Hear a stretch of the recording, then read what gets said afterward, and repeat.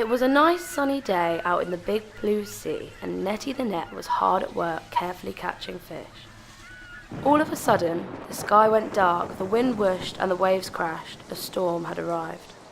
The storm rocked the boat from side to side, sending Netty the Net flying overboard and into the rough waters of the deep blue sea. Suddenly, Netty found herself alone. Or so she thought.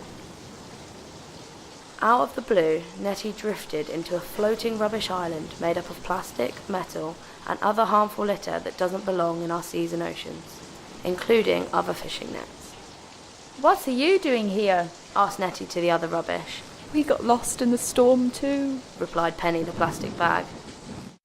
As the days passed, Netty and the gang saw lots of fascinating marine creatures, but became best friends with Ollie the orca.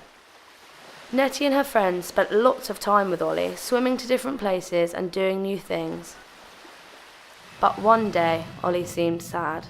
"What's wrong, Ollie?" asked Netty. I'm sorry, Netty, but you and your friends have been holding on too tight and causing me lots of pain, replied Ollie. Netty and her friends weren't holding on, they were stuck. Ollie tried and tried to untangle Netty and her friends, but nothing worked and the problem just kept getting worse.